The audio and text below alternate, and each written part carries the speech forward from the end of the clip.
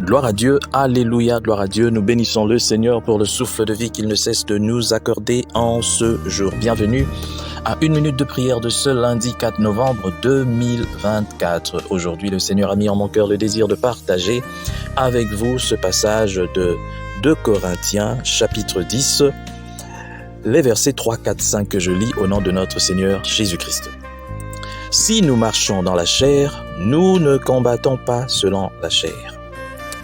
Car les armes avec lesquelles nous combattons ne sont pas charnelles, mais elles sont puissantes par la vertu de Dieu pour renverser des forteresses. Nous renversons les raisonnements et toute hauteur qui s'élève contre la connaissance de Dieu et nous amenons toute pensée captive à l'obéissance de Dieu. Alléluia, gloire à Dieu, alléluia, nous bénissons le Seigneur pour le souffle de vie qu'il ne cesse de nous accorder en ce jour. Bienvenue à 1 minute de prière de ce lundi 4 novembre 2024. Le Seigneur a mis en mon cœur le désir de partager avec vous ce passage de 2 Corinthiens, chapitre 10, le verset 5, mais j'aimerais bien qu'on puisse lire aussi le verset 4 au nom de Jésus. Car les armes avec lesquelles nous combattons ne sont pas charnelles, mais elles sont puissantes par la vertu de Dieu pour renverser des forteresses. Nous renversons les raisonnements et toute hauteur qui s'élève contre la connaissance de Dieu et nous amenons toute pensée captive à l'obéissance de Christ. Alléluia. Mon frère, ma sœur, j'aime bien ce passage de 2 Corinthiens chapitre 10, le verset 5. Nous renversons tous les raisonnements et toute hauteur qui s'élève contre la connaissance de Dieu. Aujourd'hui, il y a tellement de choses qui s'élèvent contre la connaissance des dieux. Les réseaux sociaux, toutes ces choses au fait qui ne font que nous distraire. À part les réseaux sociaux, il y a aussi le péché qui restera toujours le premier ennemi du chrétien. Beaucoup de chrétiens se trompent et pensent que leur ennemi c'est le diable, leur ennemi c'est je ne sais pas quoi. Le diable, oui, c'est l'ennemi de Dieu. Mais notre ennemi, lui, le diable, il se sert du péché. C'est le péché qui est notre ennemi. Et pourtant, beaucoup d'enfants des dieux aujourd'hui sont distraits.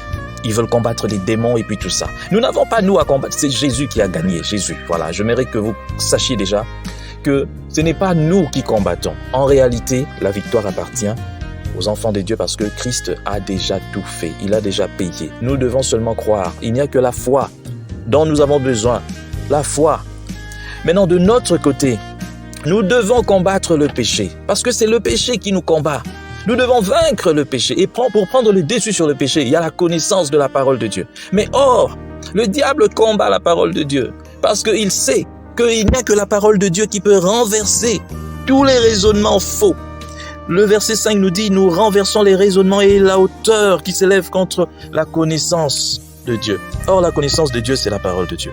Donc, ça veut dire que nous devons renverser tout ce qui combat la parole de Dieu et emmener toute pensée captive à l'obéissance de Christ. Ce n'est que par la parole. Ce n'est que par la parole que nous pouvons amener toute pensée captive à l'obéissance de Christ.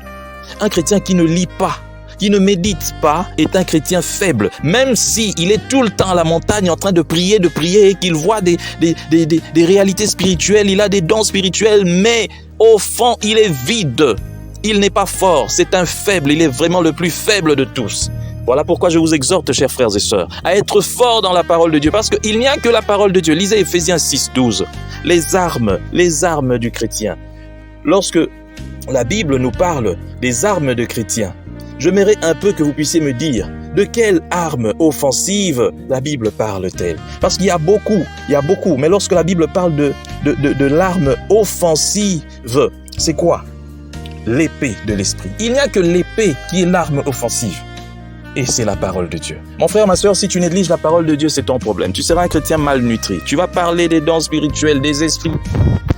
Mais même des petits péchés primaires vont te faire tomber parce que tu n'es pas enraciné dans la foi. Que Dieu bénisse sa parole et qu'il bénisse tous ceux-là qui me suivent en ce matin et qui me suivront même partout. Au nom puissant du Seigneur Jésus-Christ. Amen.